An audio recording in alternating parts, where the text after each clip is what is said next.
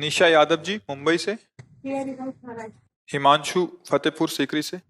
आप दोनों का एक जैसा प्रश्न है हम पे। राधे राधे गुरुजी, आपके चरणों में कोटि कोटि नमन। गुरुजी, भगवान की कृपा से मुझ अधम से कोई सत्कर्म होता है तो बाद में ध्यान आता है कि ये प्रभु करवा रहे हैं, मेरी सामर्थ्य कहाँ। लेकिन गुरुजी, कार्य करते समय अहम रहता है कि मैं कर रहा हूँ। कुछ प्रभु, इस नहीं अहम को बिगड़ कैसे। कुछ नहीं बिगड़ेगा। बहुत सुंदर है। जैसे सब में भगवत भाव है ना, तो तत्काल थोड़ी हो जाता है। मतलब हम किसी व्यक्ति से मिले, व्यवहार हुआ, इसके बाद ध्यान आया कि सब में भगवान है, हम उसी समय फिर भाव कर लेते हैं। हमारा अभ्यास चल रहा है, हम कोई सिद्ध पुरुष थोड़ी हो गए। ये बहुत सुंदर अभ्यास है, बड़ी कृपा है प्रभु की आपके ऊपर। तो आप इसको बार बार, फिर धीरे धीरे ये वर्तमान में आने लगेगा। पहले भाव बनेगा कि ये जो हम कर्म करने जा रहे हैं प्रभु के चरणों में समर्पित है, प्रभु के द्वारा दिए हुए बल, धन, बुद्धि आदि के द्वारा इस कर्म का संपादन होगा, और ये कर्म हमारे प्रभु को समर्पित, प्रभु के दिए हुए से प्रभु। फिर मध्य में जब कर रहे हैं तो प्रभु के लिए कर रहे हैं, उत्साहित है। और जब विश्राम हुआ तो प्रभु आपके लिए समर्पित। पर अगर हमको पूरा कर्म करते समय नहीं याद आया और बाद में याद आया, 4 घंटे व्यतीत हो गए, तो हम 4 घंटे पूरे को प्रभु के चरणों में समर्पित कर देते हैं। तो आपका समर्पण योग, भक्ति योग आपका चल रहा है इसमें। पर जब प्रवीणता आएगी ना, तो पहले से शुरू हो जाएगा, मध्य में भी रहेगा और विश्राम में भी रहेगा। पर अगर बहुत काल, 4 घंटे 6 घंटे बाद, तो हम साधक है ना, हम तुरंत उसको पूरा का पूरा जोड़ते हैं कि अमुक समय से अमुक तक जो हमारा सेवा कार्य हुआ वो प्रभु को वो समर्पण माना जाएगा। पर अच्छा है कि हम प्रारंभ में कि ये प्रभु के लिए कर रहे हैं, बीच में भूल गए कोई बात नहीं, फिर विश्राम में प्रभु को समर्पित कर दिए। कई बार हमने कहा है, आप जो संसार के सेवा कार्यों में रत हो, बिना एकाग्रता के सेवा कार्य होंगे नहीं। अब एकाग्रता सेवा कार्य में होगी तो हो सकता है प्रभु की याद भूल जाए, हो सकता है भजन छूट जाए। तो आप 8 घंटे काम कर रहे हैं, 8 घंटे में 2 4 10 बार तो याद कर सकते हैं ना। 8 घंटे में 2 4 बार राधा राधा नहीं बोल सकते। और बाद में 8 घंटे बाद भावना से प्रभु को, हे स्वामी, इतने बजे से इतने बजे तक संसार कार्य रूपी सेवा, वो आपको पूरा भजन माना जाएगा और उसको उत्तम गति मिलेगी। ये कर्म समर्पण योग है। ये तो सर्वाणी कर्माणी यत करोषि, भगवान कह रहे हैं जो भी कर रहे हो मेरे को सब। बहुत उत्तम बात है। पर भगवत कृपा से अगर ऐसा चिंतन चलने लगा है तो बहुत बड़ी बात है। और कहीं आगे चल करके निष्कामता आ जाए, फिर ये हो कि हमें फल फूल से मतलब नहीं, आपको जो मन आवे जैसे आवे कराओ, मैं यंत्रवत आपका हूं। हे प्रभु, आप वही कराना जिससे आप प्रसन्न हो, जिससे समाज सुख हो, जो धर्म युक्त हो। और समर्पण होता चला जाए, फिर वो इस वेश में भी महात्मा ही होता है, क्योंकि महात्मा चिंतन होता है। दुरात्मा और महात्मा चिंतन पहले होता है, फिर क्रियाएं होती हैं। चिंतन ठीक हो गया, बस बात बन गई, सारी बात चिंतन की। आजकल लोग मारे घूम रहे हैं, आशीर्वाद आशीर्वाद। कुछ नहीं होना, कुछ पाई भर नहीं सुधरना। तुम्हारे कर्म नहीं सुधरे, तुम्हारे आचरण नहीं सुधरे, कुछ नहीं होने वाला। अगर हमारे हाथ धरने से काम होना तो हम बोलना बंद कर दें, हाथे रखते रहे, कुछ नहीं हो। जीवन भर इस बात का अनुभव किया है। बड़े बड़े सिद्ध महापुरुष जो ब्रह्माकार गंगा किनारे, उनकी बात मान लो। बात नहीं माने तो उनके पास रहते हुए भी कुछ नहीं देखा है, अच्छे से देखा है। इसीलिए सत्य वस्तु किसी को प्रिय लगती नहीं। सत्य वस्तु यही, जैसे आप चल रहे हो ना, किसी से आशीर्वाद मांगने की जरूरत नहीं। कोई भी आशीर्वाद तुम्हारी सोच से बढ़कर नहीं है। आपकी सोच पवित्र है, आपका चिंतन पवित्र है, आप पवित्र है। जिससे तुम आशीर्वाद मांग रहे हो वो क्यों आशीर्वाद देने लायक है, विचार करो इस पर। आप उससे क्यों आशीर्वाद मांग रहे हैं? बोले भगवान का भगत है ना, इसको शास्त्रों ज्ञान है ना, तो तुम नहीं हो सकते क्या? बात समझो। जिसके पास तुम आए हो वो क्यों इतना महान माना जाता है?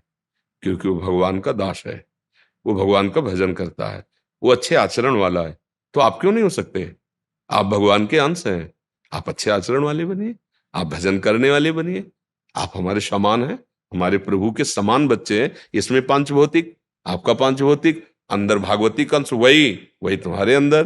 फिर अंतर क्या? जैसे हमारे भगवान वैसे आपके भगवान। भूल क्या हुई? हम भोगों को अपना मानने लगे, वो भगवान को अपना मान रहे। ये भ्रम जो है ना, पूरे संसार को फंसाए हुए है। किसी से कुछ आशीर्वाद की जरूरत है। अपने आचरण संभालो, नाम जप करो, अच्छे भाव से जियो। तुम यहां भी सुखी रहोगे, वहां भी सुखी रहोगे, जो तुमसे मिलेगा वो सुखी हो जाएगा। ये जो पारस और संत में ही अंतर है। पारस लोहे को सोना बनाती है और संत अपने समान बनाते हैं। नहीं, पारस लोहे को छू के पारस नहीं बना देती, सोना बना देती है। और संत अगर छू जाए हृदय से तो अपने समान आप सरिश्ता है सबके। चाहे पैंट शर्ट में रहो, नौकरी करते रहो, पर तुम्हारा स्वभाव, तुम्हारे आचरण, एक बड़ा यार साधु स्वभाव का आदमी है। बात तो यही हुई ना, आचरण पवित्र है ना, व्यवहार पवित्र हुआ ना, मंगल है। अगर अंदर की साधुता नहीं है तो बाहर का वेद भगवान से नहीं मिला सकता। अंदर का अगर भगवत चिंतन परायण है, बाहर का वेश है, तो मानो सोने में जैसे सुगंध। ये तो जगत बंदनी है ही, वेश भी है और उद्देश्य भी है। और आपका वेश नहीं है पर उद्देश्य है, तो आप वही हो, अंतर नहीं है। विभीषण जी का कोई भागवतिक वेश बाहर से नहीं है। भगवान कहे तुम सरीखे संत प्रिय मोरे, तुम्हारे जैसे संत और आपके लिए ही मैं अवतार धारण करता हूं। तुम सरीखे संत प्रिय मोरे, धरो देह नहीं आन नहीं हो रहे। इसलिए बहुत जब आप जैसे नवयुवक प्रश्न करते ना भागवतिक, तो हृदय शीतल होता है कि अभी अभी एक सुधर जाए तो सैकड़ों को सुधार देगा, एक बिगड़ जाए तो रिश्ते नाते परिवार मोहल्ला गांव सबको दुखी कर देता है। नहीं कर देता? मान लो एक आदमी हिंसा किया और उसको पूछा जाता है किस गांव में रहता, पूरे गांव में फोर्स जाएगा, माता पिता परिवार सबको प्रताड़ना मिलेगी, रिश्ते नाते संबंधी वहां नहीं मिलेगा, इसका जीजा कौन, इसका फूफा कौन, इसका मामा, जो जो संबंध है सब। और अगर भागवतिक है तो सबका मंगल हो जाता है। किस गांव का, अच्छा भाई प्रणाम करते हैं इस गांव को, ऐसा व्यक्ति है, अच्छा इस मोहल्ले को, इनके माता पिता को, हर संबंधी को सुख मिलता है, मोहल्ले को, देश बाहर तो किस बाहर बोले हम भारत के हैं, बस हमारे आचरण पर। ये हम सबके दिमाग में डालना चाहते हैं कि आप इस भूल में मत रहो कि कहीं किसी के आशीर्वाद से आपका मंगल हो जाएगा। ये भूल छोड़ दो। आपको आपका आचरण और आपका चिंतन ही आशीर्वाद है और श्राप है। आप यदि भगवत विरुद्ध आचरण करते हो, विरुद्ध चिंतन करते हो, वही आपके लिए सांप की तरह पीछे लागू रहेगा, आपका नाश कर देगा। आप अच्छे आचरण भजन करते हो, किसी से वरदान आशीर्वाद की जरूरत नहीं, सब आशीर्वाद अपने आप आ जाएंगे। देखो जामवंत कहा सुन रघुराया, जा पर नाथ करो तुम दाया, ताई सदा शुभ कुशल निरंतर। ध्यान दो, सुर नर मुनि प्रसन्नता ऊपर, सब अपने आप प्रसन्न हो जाएंगे। आपके आचरण अच्छे, आपका विचार अच्छा, भजन में चल रहे हो तो जब भगवान प्रसन्न तो सब प्रसन्न हो गए। आशीर्वाद यही कि हमारे वचन तुम मान लो, तुम सुखी नहीं दूसरों को सुख देने वाले बन जाओगे।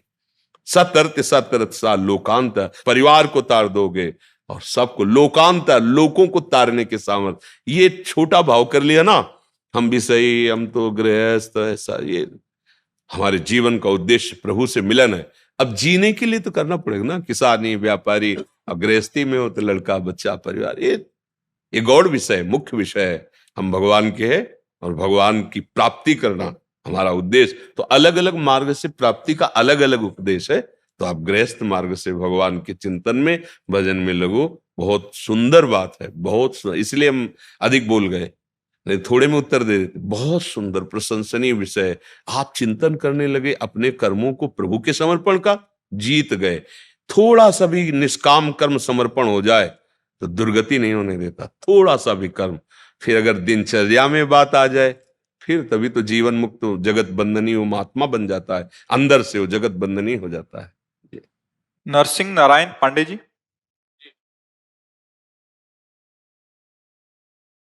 राधे राधे महाराज श्री, आपके चरणों में कोटि कोटि प्रणाम।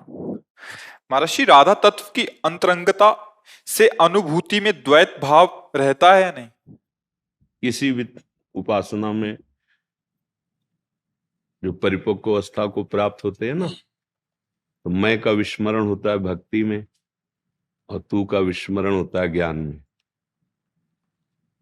ज्ञान में सिर्फ मैं बचता है, सिर्फ मैं, अहम ब्रह्मास्मि।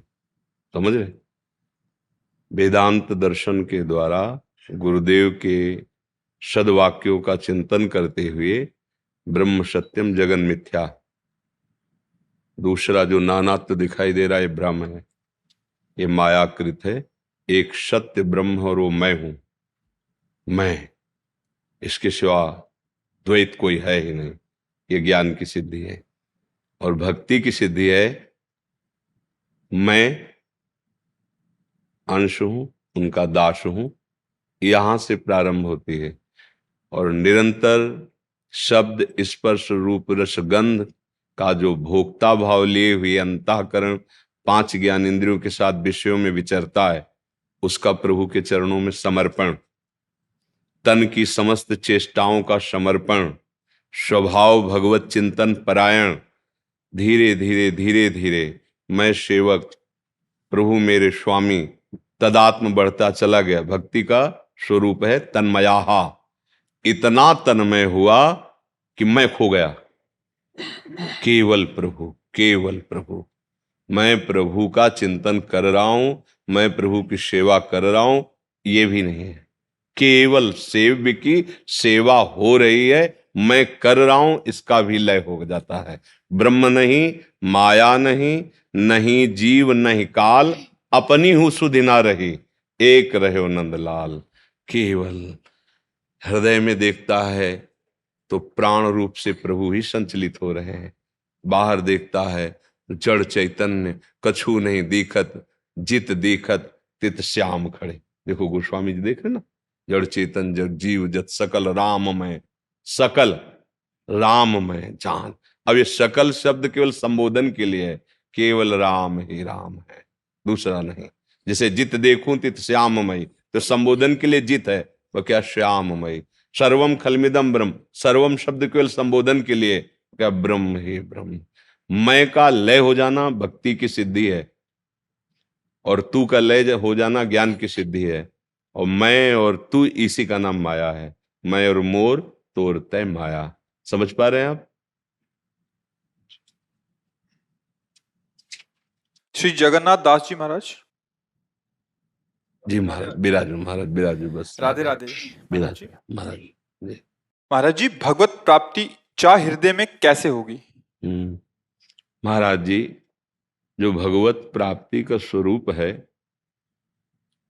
हमारा देह भाव पुष्ट हो गया है मायाकृत, अज्ञान के कारण ये देह भाव पुष्ट हो गया है। मैं पुरुष हूं, मैं स्त्री हूं, मैं उत्तम हूं, मैं अधम हूं, ये देह को लेके पुष्ट हो गया।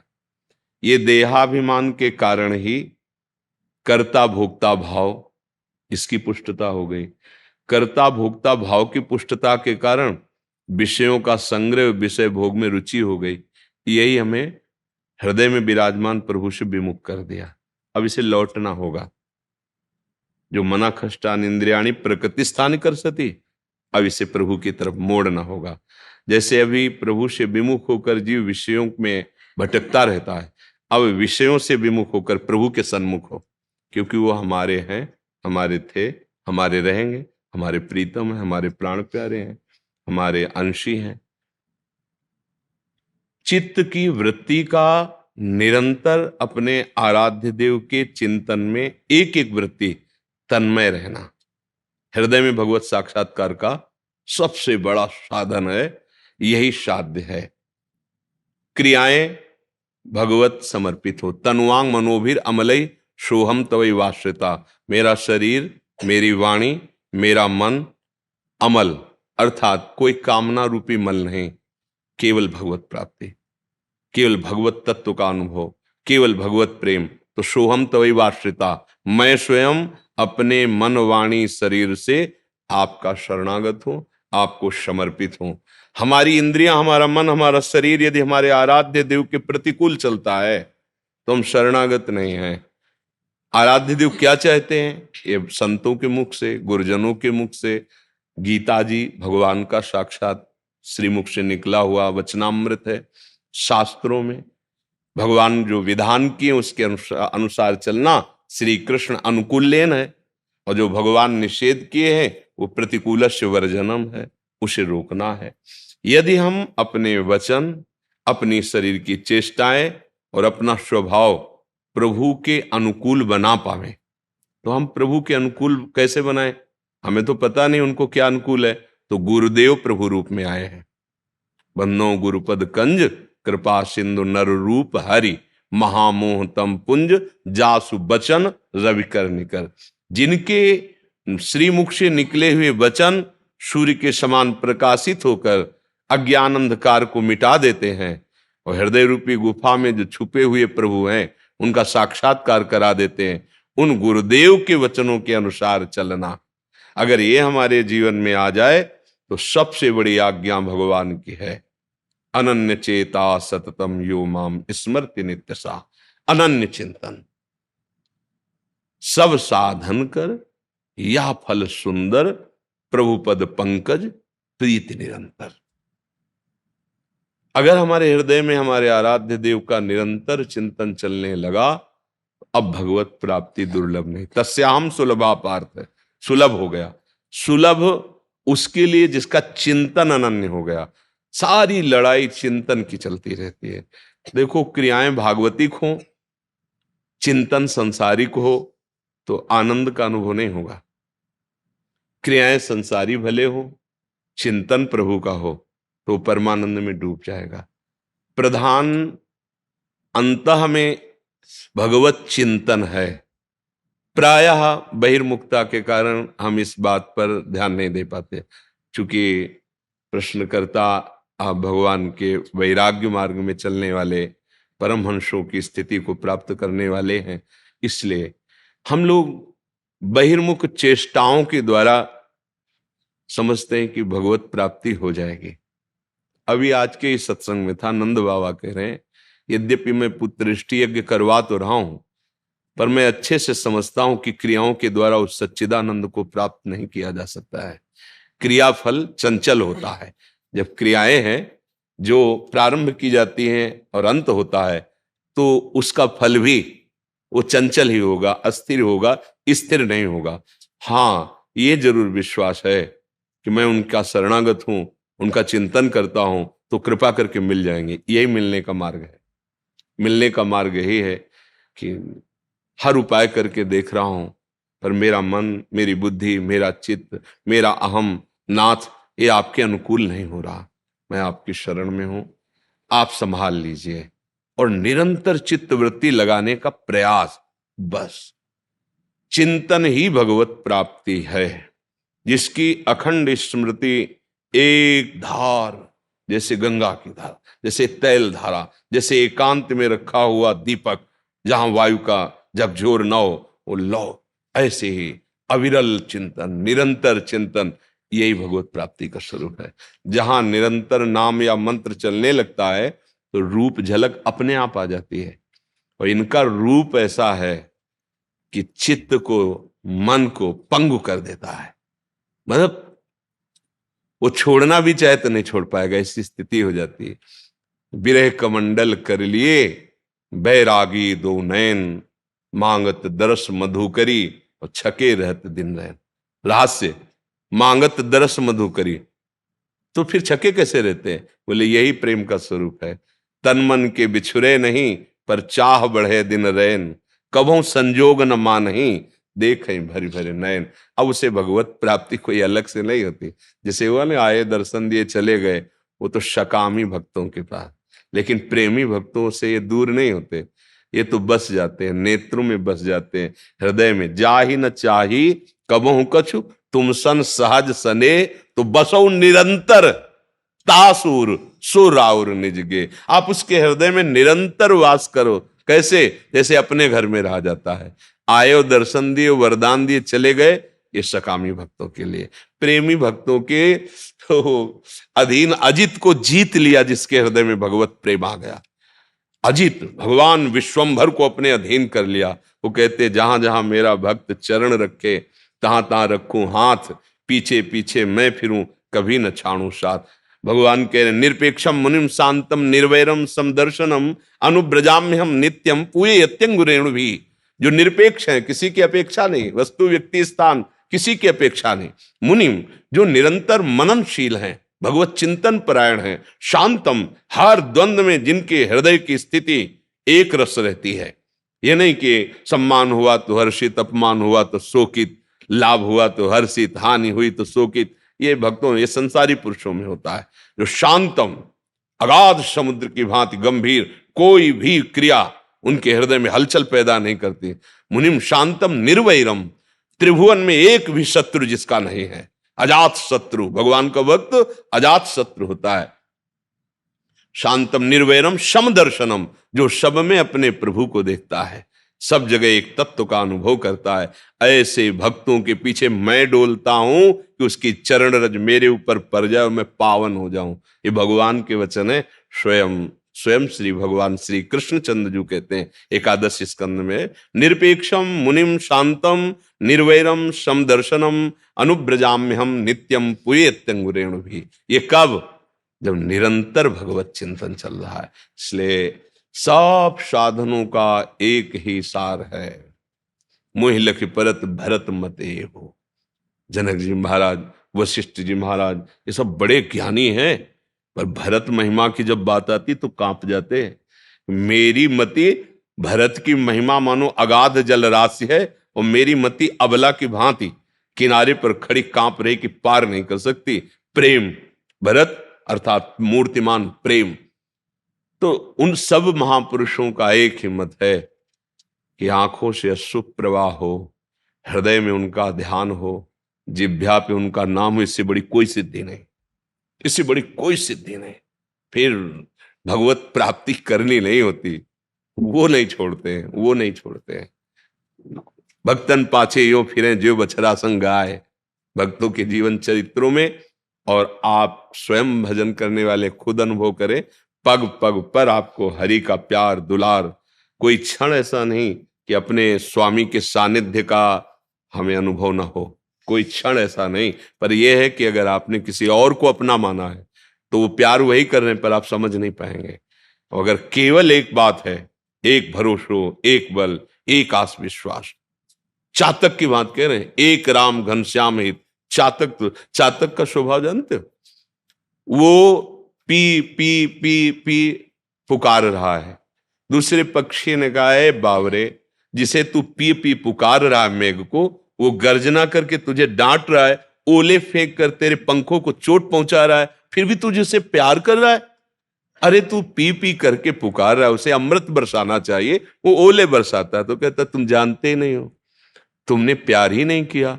मेरा मेघ गर्जना करके मुझे दुलार कर रहा है, ये जो पंखों में मेरे ओले पड़ते हैं ना, मुझे अपने प्रीतम के स्पर्श का अनुभव हो रहा, उसे दोष दर्शन नहीं हो रहा। एक चातक पक्षी उड़ के जा रहा था, थका हुआ लग रहा था। दूसरे पक्षियों ने कहा आओ इस वृक्ष पे विश्राम कर लो। उसने कहा नहीं, ये और जल से सींचा गया, सीधे मेघ जल से जो सींचा जाता है उसी वृक्ष में मैं बैठता हूं, क्योंकि मैं मेघ का प्रेमी हूं। आगे चल करके एक बहेलिये ने बाण मार दिया, वो गंगा की धारा में गिर गया, वो चोंच ऊपर किए। तो एक पक्षी ने पूछा कि गंगा की बूंद अंतिम समय मुख में चली जाए तो भगवान को प्राप्त होता है, तू चोंच ऊपर क्यों किए? बोले मैं चातक हूं, मैं केवल स्वाति जल पीता हूं जो मेघ से बरसता है, क्योंकि मैं प्यार मेघ से करता हूं। ये एक राम घनश्याम हित चातक तुलसीदास। ऐसी अनन्यता यदि इष्ट के प्रति हो, सतत चिंतन हो, तो किसी से पूछने की जरूरत नहीं, आपके हृदय रूपी अवध में सिया राम जी खेलते नजर आएंगे। निश्चित निश्चित ये संतों के अनुभव की और आपके भी अनुभव में है। आप देख लीजिए, अगर भजन मार्ग में हम ठीक से चल रहे तो हर कदम पर भगवान का दुलार, हर कदम पर उनका सानिध्य अनुभव होता है। किनका? जो अन्य आश्रय, अन्य संबंध स्वीकार नहीं किए। नहीं तो प्यार उन्हीं का, पर उसको व्यक्ति दिखाई देता है, उसको वस्तु दिखाई देती है, उसको संबंध दिखाई देता है। लेकिन जो अनन्य है उसको प्रभु दिखाई देते हैं, अनुभव होता है प्रभु का।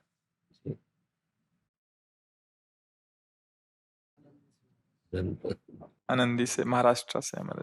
धन्यवाद, बड़ी कृपा है। एक से एक महापुरुष महाराष्ट्र में भगवत प्रेमी मात्र है।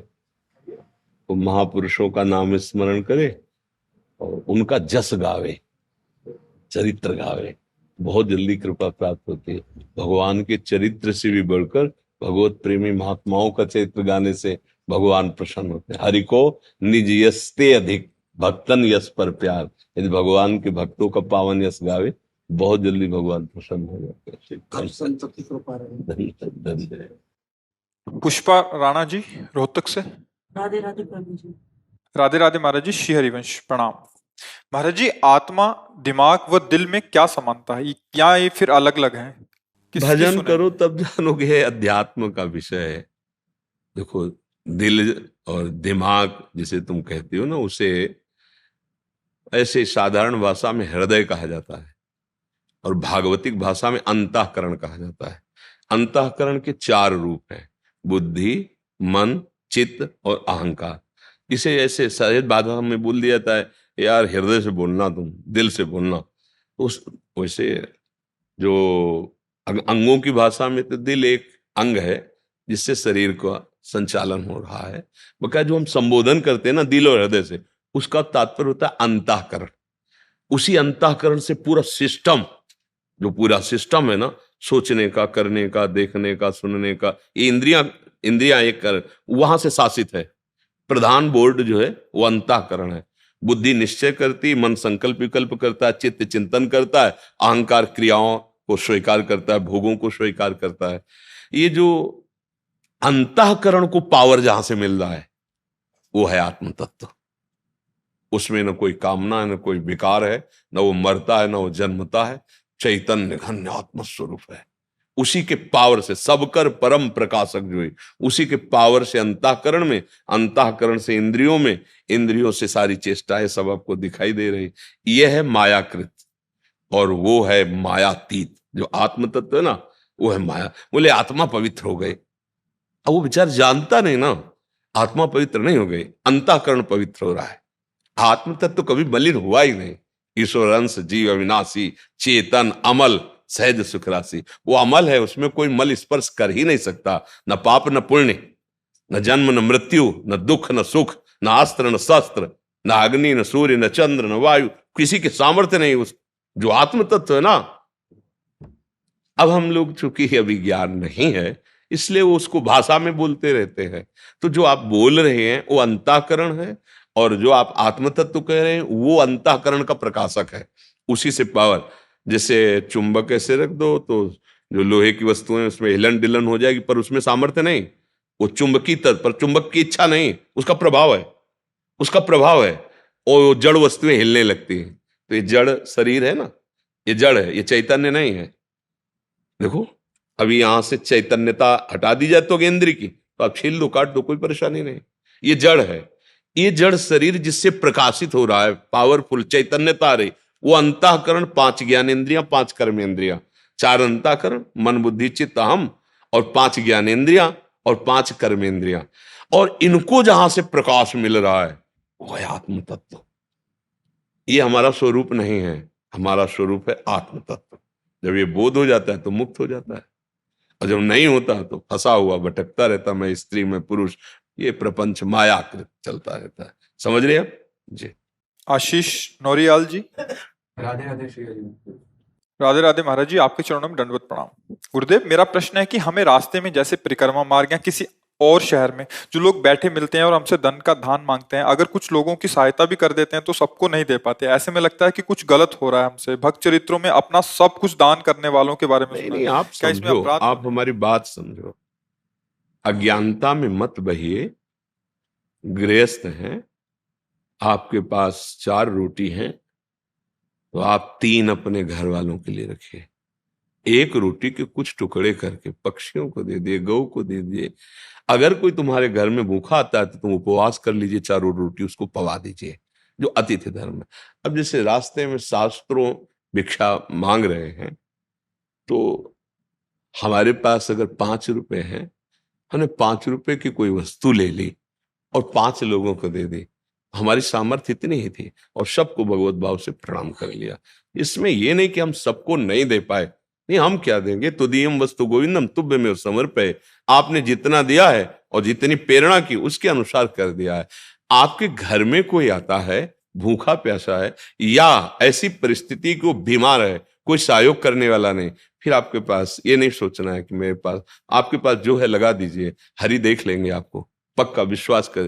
पर ऐसी पद्धतियों में हो सकता है वो आपसे मांग के शराब पिए जाके, हो सकता है उसका कुमार्ग में प्रयोग करे, तो धन देने के लिए जहां भी विदुर जी ने वर्णन किया है विदुर नीति में महाभारत, धन देने के लिए सत्पात्र का चयन करना चाहिए, ऐसे धन नहीं देना चाहिए, सत्पात्र का चयन। जैसे वैश्यानृत्य करे, आपने धन दे दिया, ना इस लोक में न परलोक में कहीं नहीं मिलने वाला, व्यर्थ चला गया। भगवान की चर्चा हो रही, भगवत भक्तों का समुदाय है, आपने यहां भी सुख और परलोक में भी। सत्पात्र देखना होगा, ऐसा नहीं कि कोई मांग रहा है हम उसको अर्थ दे रहे हैं, नहीं, अर्थ देने के लिए पात्रता, भोजन देने के लिए पात्रता की जरूरत नहीं।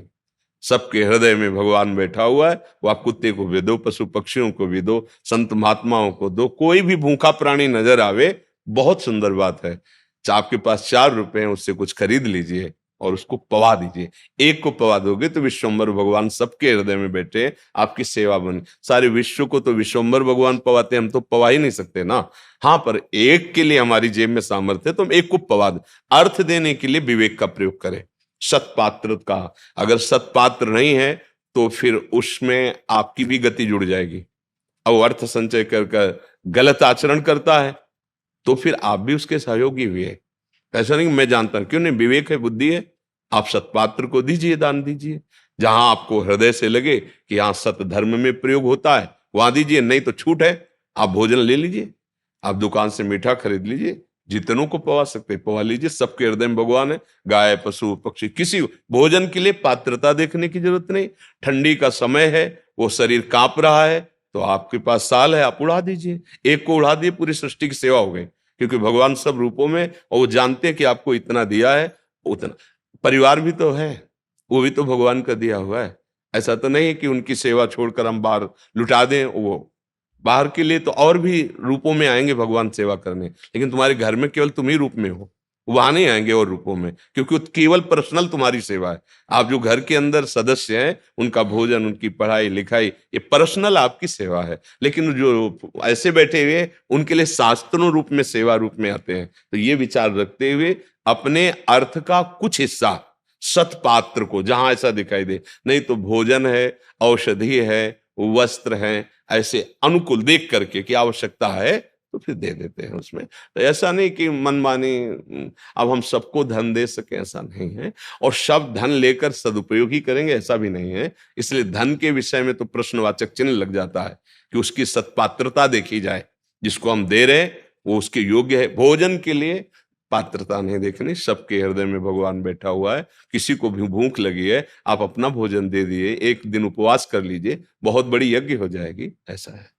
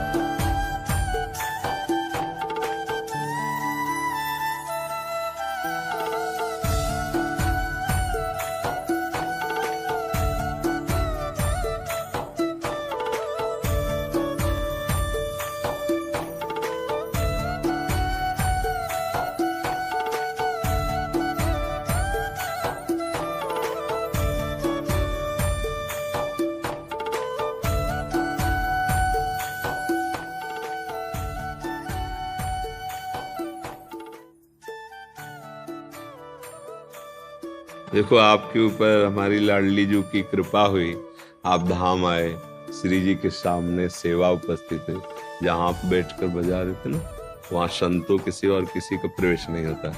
तो अब आज आनंद उत्सव था। आप संसार में तो संसार के व्यक्तियों के सामने तो अपना भाव, अपना संगीत प्रदर्शन करते ही हैं, पर भगवत दरबार में संतों के सामने ये केवल अर्थव्यवस्था से संबंध नहीं रखता, ये भाग्य व्यवस्था से संबंध रखता है। ये भाग्य बदलने वाला होता है। अर्थ का तो नाना प्रकार की वासनाओं से युक्त, उनके पास बहुत अर्थ देखा जाता है, नहीं देखा जाता है, गंदे आचरण करने फिर भी बहुत अर्थ का इससे कोई संबंध नहीं कि हमें अर्थ मिला। बात है कि हमें सौभाग्य मिला धाम में, संत सभा में, प्रभु के सामने। हाँ, तो हमारी प्रार्थना है आप लोगों से कि दिन में चाहे जिस धर्म के हो, अपने आराध्य देव का स्मरण जरूर, जब कभी चले तो पहले अपने आराध्य देव का स्मरण करें। आपकी यात्रा शुभ रहेगी, आराध्य देव का स्मरण किया। और जब घर पहुंचे तो अपने आराध्य देव को प्रणाम करें कि आपकी कृपा से, अगर आप भगवान से जुड़े रहेंगे, मान लो किसी भी धर्म का हो, वो अपने अपने भगवान का नाम अलग अलग लेता है ना, अगर आप भगवान से जुड़े रहेंगे तो आपका मंगल रहेगा। जीवन जीने के लिए तो ये है, लेकिन जीवन किसके लिए है? प्रभु के लिए। एक दिन यहां से जाना है, अकेले जाना है, कोई साथी नहीं होगा। उस समय हमको बहुत पछताना पड़ेगा यदि हमने अपने साथी का चयन नहीं किया। वो साथी है प्रभु, वो सच्चे यार है, नहीं ना? आप मानते हो ऐसा नहीं? हाँ, इसलिए ऐसे आचरण करना जिससे सच्चे मित्र से हमारी दोस्ती न टूट जाए, क्योंकि वो अगर गंदे आचरण करेंगे तो फिर उसकी तरफ मन नहीं भागेगा, और वो हमारा है तो फिर कोई बाल बांका भी नहीं कर सकता है। वो हमारा है तो हम गरीब जरूर हैं, लेकिन बहुत बड़े के हैं, वो मस्ती बनी रहती है, नहीं? धन्यवाद।